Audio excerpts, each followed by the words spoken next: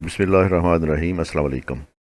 آج کے پاکستان افیئرس کے لیکچر نمبر 29 میں ہم کرپس مشن پہ بات کریں گے۔ کرپس مشن سب کانٹیننٹ میں 1942 میں آیا اور اس کے آنے کا مقصد یہ تھا کہ ورلڈ وار 2 میں انڈینز پولیٹیکل پارٹیز اور انڈین نیشنلز کا کوآپریشن حاصل کیا جائے۔ تو آئیں دیکھتے ہیں کہ کرپس کون سی پرپوزلز لے کے آیا تھا اور انڈیا کی پولیٹیکل پارٹیز نے ان پرپوزل کے اوپر کیا ریئیکشن دیا۔ سب سے پہلے اس کا بیک گراؤنڈ دیکھتے ہیں۔ Cripps mission was sent by the British government to India in March 1992 to obtain Indian cooperation for the British war efforts in the second world war. تو یہ جو برٹش کی وار ایفرٹس تھیں اس میں انڈینز کا cooperation حاصل کرنے کے لیے مارچ 1942 میں کرپس مشن سب کانٹیننٹ میں آیا۔ It was headed by sir Richard Stafford Cripps, labour minister in Winston Churchill's coalition government in برٹن۔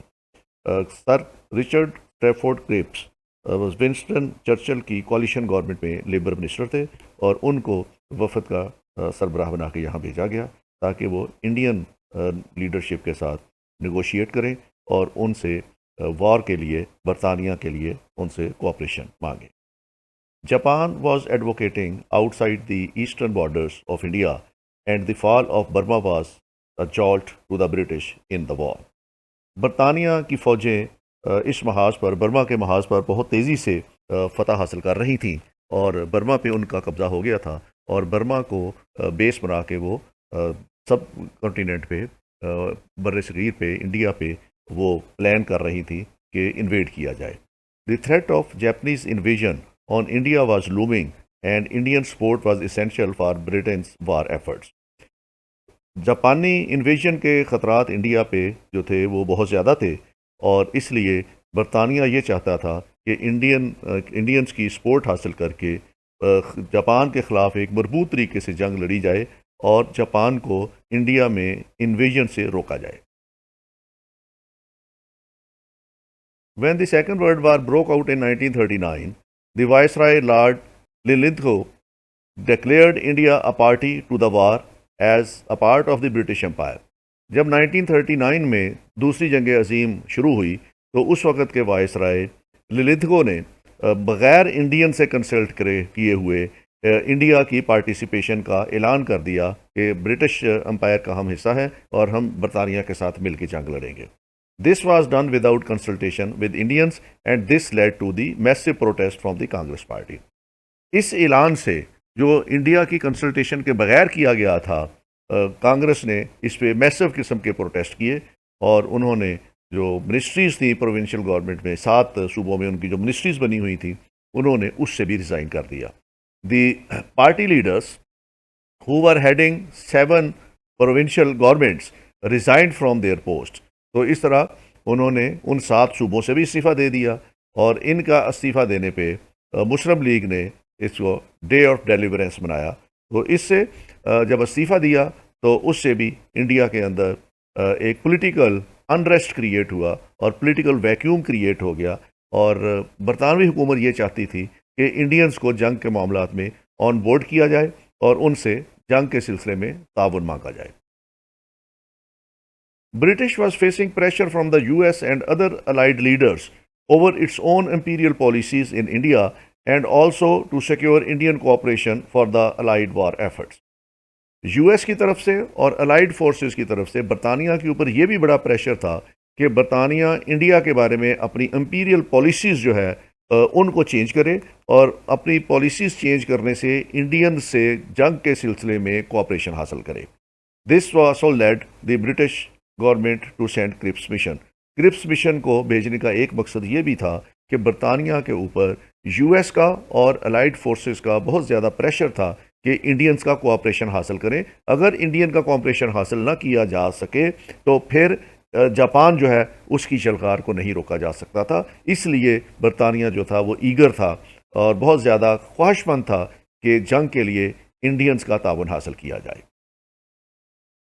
The British were alarmed at the successive victories of Japan during 1940s when Burma was turned into a battlefield and the war reached the Indian borders. The British started feeling more concerned about the future of India۔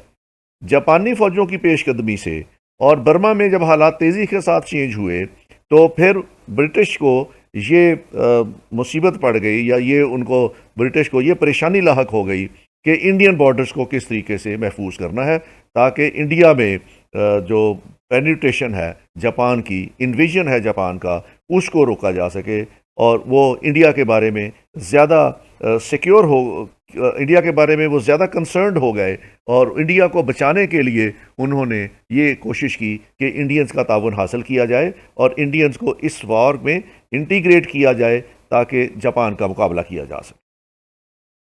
Situation in the country was further complicated as the Congress wanted to take advantage of the situation by accelerating their efforts in their struggle for independence. تو situation اور بھی زیادہ further aggravate ہو گئی، کیونکہ جیسے ہی کانگریس نے ministry سے استعفیٰ دیا تھا تو انہوں نے انڈیپینڈنس کے لیے اسٹرگل شروع کر دی تھی۔ تو اس سے بھی برطانوی کافی پریشان تھے کہ ایک طرف انہیں عالمی سطح پر جنگ لڑنی پڑ رہی ہے، اور دوسری طرف انڈینز جو ہیں وہ ان کے خلاف آزادی کی اسٹرگل انہوں نے اور زیادہ تیز کر دی ہے۔ تو وہ اس طریقے سے بھی انڈینز کو آن بورڈ کرنا چاہ رہے تھے تاکہ جنگ کے دوران انڈینز اپنی اسٹرگل اور انڈیپینڈنس کو وقتی طور پر پس پشت ڈال دیں اور برطانیہ کے ساتھ مل کے جنگ لڑیں اور جاپان کو پسپا کریں۔ The difference between Congress and the Muslim League were widening fast, and visibly there was no chance to bring both the parties on a common agenda. برطانوی اس بات سے بھی پریشان تھے کہ انڈینز میں آپس میں کنفلکٹ بڑھتی جا رہی ہے، کانگریس اور مسلم لیگ جو ہے ان کے درمیان فرق بہت بڑھتا جا رہا تھا، اور اس بڑے فرق کے ساتھ یہ بڑا مشکل تھا کہ انڈیا کو ایک یونٹی کے ساتھ رکھا جا سکے، اور انڈیا کی تمام جتنی بھی نیشنز ہیں ان کو وار کے ساتھ انٹیگریٹ کیا جائے۔ تو یہ بھی برطانیہ کے لیے بڑا مشکل نظر آ رہا تھا۔ جو کانگریس کے اور مسلم لیگ کے اختلاف تھے اس کی وجہ سے بھی وہ بہت پریشان تھے اور چاہتے تھے کہ جنگ کے دنوں میں یہ دونوں پولیٹیکل پارٹیز اپنے اختلافات کو ختم کر دیں۔ In these circumstances, the British government sent a mission to India in 1942 under Sir Clifford Cripps in order to achieve Hindu-Muslim consensus on some constitutional arrangement and to convince the Indians to postpone their struggle till the end of the Second World War. اس مقصد کے لیے 1942 میں سر اسٹیفرڈ کرپس کو بھیجا گیا تھا تاکہ وہ ہندو مسلم کنسنسس ڈیولپ کریں اور کانسٹیٹیوشنل ارینجمنٹ ایسے کر لیں کہ جس سے انڈین کنونس ہو جائیں اور وہ اپنی اسٹرگل کو اس وقت تک کے لیے ختم کر دیں جب تک سیکنڈ ورلڈ وار ختم نہیں ہو جاتی۔ تو یہ بیک گراؤنڈ تھا جس میں کرپس مشن جو تھا وہ سب کانٹیننٹ میں آیا۔ کرپس arrived in Delhi on March 22, 1942 and held series of meetings with the leading Indian politicians, including Jawaharlal Nehru, Abul Kalam Azad, Quaid Azam سر سکندر حیات خان، A.K. فضل الحق، ڈاکٹر امبیڈکر، V.D. سوارکر، تیج بہادر سیپرو۔ تو انہوں نے آتے ہی نیشنل انڈین تو کرپس مشن نے آتے ہی آل انڈیا مسلم لیگ اور انڈین نیشنل کانگریس کے لیڈر سے، اور اس میں سر سکندر حیات جو چیف منسٹر پنجاب تھے، اور A.K. فضل الحق جو چیف منسٹر بنگال تھے، اور ڈاکٹر امبیڈکر جو شیڈیولڈ کاسٹ کے لیڈر تھے، اور تیج بہادر سیپرو جو ہندو لیڈر تھے، ان کے ساتھ آپ نے ملاقاتیں کی آگے۔ In the meeting Cripps try to plead his case before the political leaders and try to convince them to accept his proposals. ان میٹنگز میں کرپس نے کوشش کی کہ انڈین لیڈرشپ کو کنونس کر لے اس بات پہ کہ وہ کرپس کی دی ہوئی پرپوزل جو ہیں وہ اس کو تسلیم کر لیں یا اس کو مان لیں۔ اب کرپس نے جو پرپوزلز دی ان میں سے لیڈنگ پرپوزلز یہ تھیں۔ سب سے پہلی پرپوزل یہ تھی کہ during the course of war the British would retain their hold on India. Once the war finished, India would be granted dominion status with complete external and internal autonomy. It would, however, be associated with the kingdom, United Kingdom and other dominions by a common allegiance to the crown.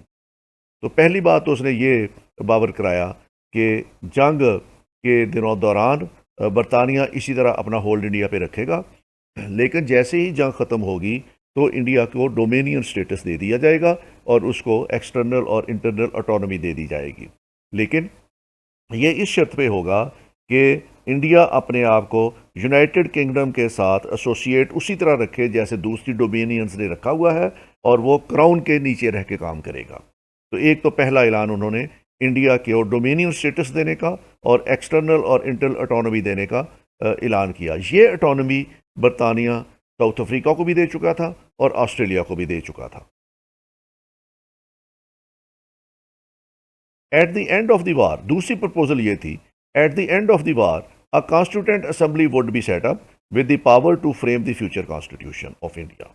دوسری یہ تھی کہ جیسے ہی جنگ ختم ہوگی تو ایک کانسٹیٹیوئنٹ اسمبلی بنائی جائے گی اور اس کے ذمے یہ کام لگایا جائے گا کہ وہ انڈیا کا فیوچر کانسٹیٹیوشن بنا دیں. The members of the assembly were to be elected on the basis of proportional representation by the provincial assemblies. اور یہ کانسٹیٹیوئنٹ اسمبلی جو ہے یہ پروونشل اسمبلیز الیکٹ کریں گی اور ان کا الیکشن پروپورشنل ریپرزنٹیشن پہ ہوگا. Princely state would also be given representation in the constituent assembly, اور جو پرنسلی اسٹیٹس ہیں ان کو بھی اس کانسٹیٹیوئنٹ اسمبلی میں ریپرزنٹیشن دی جائے گی. دوسرے لفظوں میں برطانیہ نے ایک اوپن چیک دے دیا انڈینز کو کہ جیسے ہی جنگ ختم ہوگی آپ کے لوگوں پہ منحصر ایک کانسٹیٹیوئنٹ اسمبلی بنائی جائے گی, اور وہ کانسٹیٹیوئنٹ اسمبلی جس طرح کا بھی فیوچر کا کانسٹیٹیوشن انڈیا کے لیے بنا دے وہ برطانیہ کو قابل قبول ہوگا. The provinces not agreeing to the new constitution would have the right to keep itself out of the proposed union. Such provinces would also be entitled to create their own separate union. The British government would also invite them to join the Commonwealth. تو جو صوبے اس نئے constitution سے متفق نہیں ہوں گے وہ چاہیں تو اپنی ایک الگ یونین بنا سکتے ہیں, اور ان کو اختیار ہوگا کہ وہ اپنی یونین الگ بنا لیں. اور برطانیہ جو ہے ان یونینز کو جو اس طرح وجود میں آئیں گی انوائٹ کر لے گا کامن ویلتھ کو جوائن کرنے کے لیے, جو کامن ویلتھ ان ملکوں کی بنائی گئی تھی جو برطانیہ سے آزاد ہو چکے تھے. تو یہاں پہ ایک ہوپ نظر آ رہی تھی کہ جو الگ یونینز بنانے کی بات ہے, یہ جو لاہور ریزولوشن میں مطالبہ مسلمانوں نے کیا تھا یہ اس کی طرف اشارہ کر رہے تھے کہ اگر کوئی صوبہ نئے قانون سے نئے آئین سے متفق نہ ہو تو وہ اپنی یونین الگ بنا سکتا ہے, تو اس یونین کو بھی برطانیہ تسلیم کر لے گا. During the war, an interim government comprising of the different parties of India would be constituted. However, defense and external affairs would be sole responsibility of the viceroy. جنگ کے دوران ایک انٹرم گورنمنٹ بنائی جائے گی اور یہ انڈیا کی جو مختلف پولیٹیکل پارٹیز ہیں ان کو ملا کے بنائی جائے گی. اس میں دفاع اور ایکسٹرنل افیئر کا جو کام ہے وہ وائسرائے کے پاس ہوگا, باقی تمام رسپانسبلٹیز جو ہے وہ انڈیا کے حوالے کر دی جائیں گی.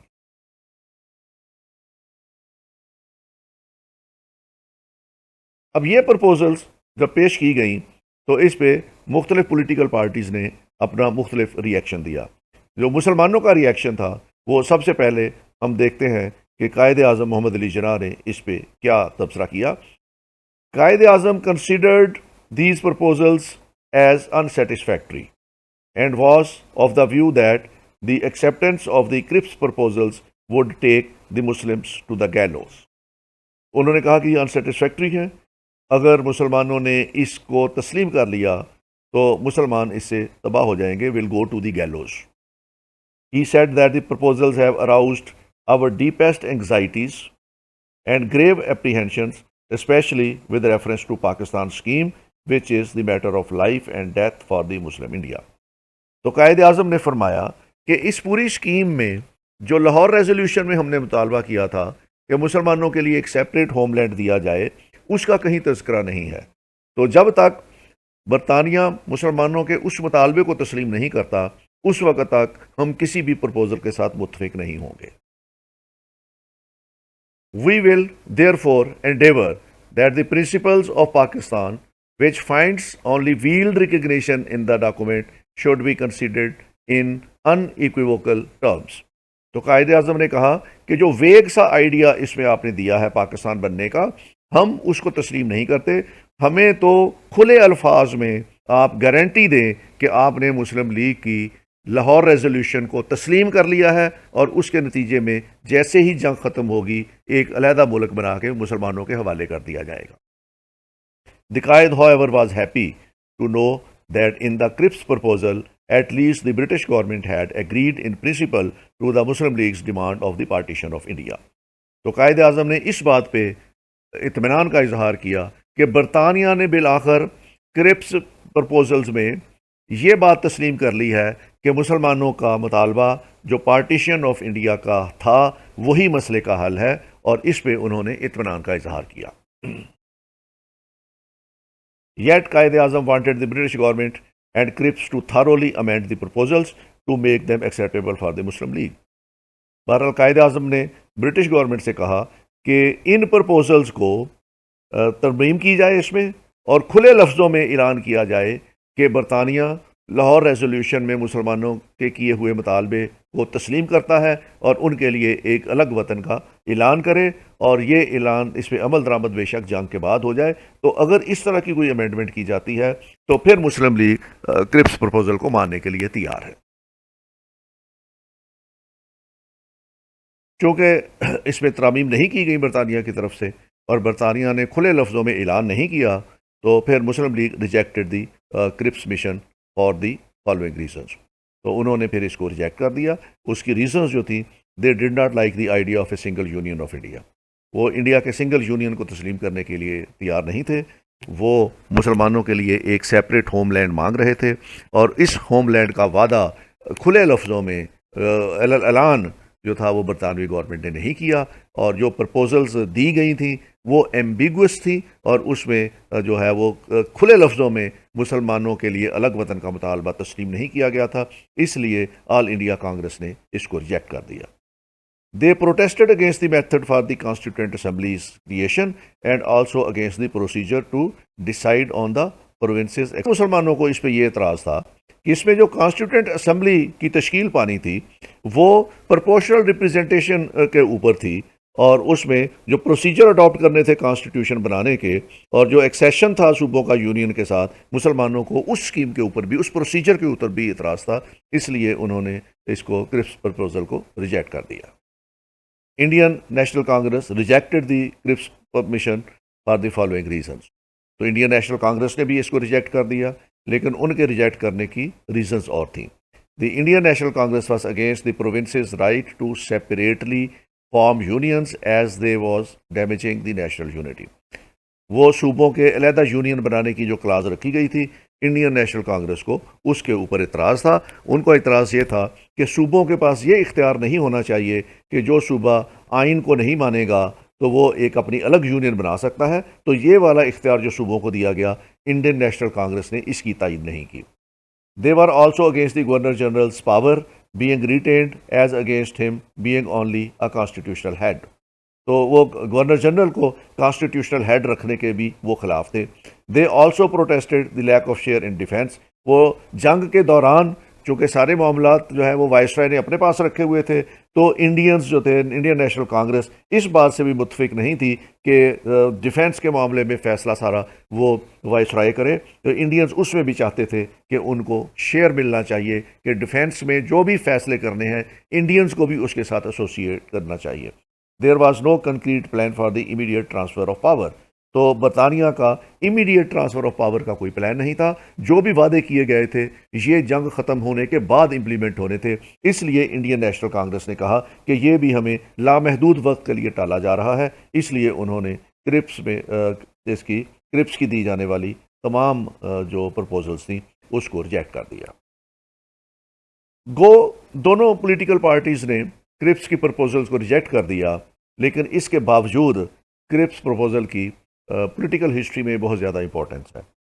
For the first time the British government acknowledged Indians right to be a dominion. तो इंडिया की डोमिनियन स्टेटस जो मांग रहे थे, बहुत अरसे से मांग रहे थे, जो बरतानिया उनको रिप्रेजेंटेटिव गवर्नमेंट पे टाले जा रहा था, अल्टीमेटली 1942 में आके उन्होंने ये मुतालबा तस्लीम कर लिया कि इंडिया को एक डोमिनियन स्टेटस दे दिया जाएगा, और दूसरा इंडियंस को to frame their own constitution. पहले तो बरतानिया ये बात तस्लीम नहीं करता था कि इंडियंस इतने कैपेबल हैं कि अपना कॉन्स्टिट्यूशन खुद बना सकते हैं। अब उन्होंने आके तस्लीम कर लिया कि इंडियंस जो कॉन्स्टिट्यूशन बना के देंगे हम उसको तस्लीम कर लेंगे और उसको इन्फोर्स कर देंगे। The proposal of giving freedom to the provinces to be a separate union turned out to be a model for the countries partition इन 1947। जो सूबों की यूनियंस बनाने का कॉन्सेप्ट था, तो अल्टीमेटली जब 1947 में पाकिस्तान बना तो यही फार्मूला वहाँ अडॉप्ट किया गया कि जो सूबे और उस यूनियन के साथ नहीं रहना चाहते थे वो अपना यूनियन बना सकते थे। तो इस तरह पंजाब, NWFP और सिंध और बलूचिस्तान ने अपना एक यूनियन बनाया, और बंगाल اور دوسرا ایسٹرن جو صوبے تھے ہمارے، تو وہ ایک یونین بنی. تو یہ صوبے ہی تھے بہرحال جنہوں نے فیصلہ کیا تھا کہ وہ پاکستان کے ساتھ جانا چاہتے ہیں اور وہ انڈیا کے ساتھ نہیں رہنا چاہتے. تو یہی کرپس پرپوزل نے بھی یہ پرپوزل دی تھی، جو الٹیمیٹلی پھر 1947 میں کنٹری کی پارٹیشن کی وجہ بنی. The right to cede from the Commonwealth indicated full sovereignty at the later stage.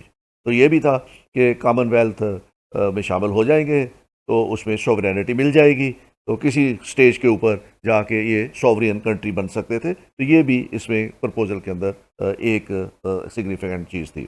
In the interim period Indians were granted a good share in the administration. جو interim government بننی تھی اس میں 2 محکموں کو چھوڑ کے باقی تمام محکمے جو تھے وہ انڈینز کے حوالے کیے گئے تھے. تو اس طرح انڈینز کو ایک گریٹر شیئر مل رہا تھا ایڈمنسٹریشن میں. تو یہ بھی سگنیفیکینس تھی اس کی. اس ٹاپک پہ اگر آپ نے مزید اسٹڈی کرنی ہے تو اس پہ، یا ایکسٹینسو اسٹڈی کرنی ہے، تو اس کے لیے میں کچھ بکس ریکمینڈ کر رہا ہوں آپ کو. بسنتا کمار مشرا کی بک ہے دی کرپس مشن ری اپریزل، اور اس کے بعد پرشانتو کے چترجی کی the Cripps mission and in depth study, اور سر ریگنالڈ کوپلینڈ کی دی کرپس مشن، اور ہربنس پٹیل کی Cripps mission the whole truth, اور Gopala Krishnaiah India the war and the Cripps mission. یہ ویلیویبل بکس ہیں، اگر آپ نے اپنی ایکسٹینسو اسٹڈی کرنی ہے تو ان سے استفادہ کر سکتے ہیں. اگلا لیکچر ہمارا انشاءاللہ رام گوپالچاریہ فارمولا، اور جناح گاندھی ٹاکس 1944 میں ہوئے تھے. رام گوپالچاریہ نے ایک فارمولا پیش کیا تھا جو کمیونل کانفلکٹ کو ختم کرنے کا تھا، اور اس کے بعد گاندھی جناح ٹاک ہوئے 1945 میں to find out the solution. تو اس پہ ہم بات کریں گے کل. اس وقت تک کے لیے خدا حافظ، ٹیک کیئر، تھینک یو.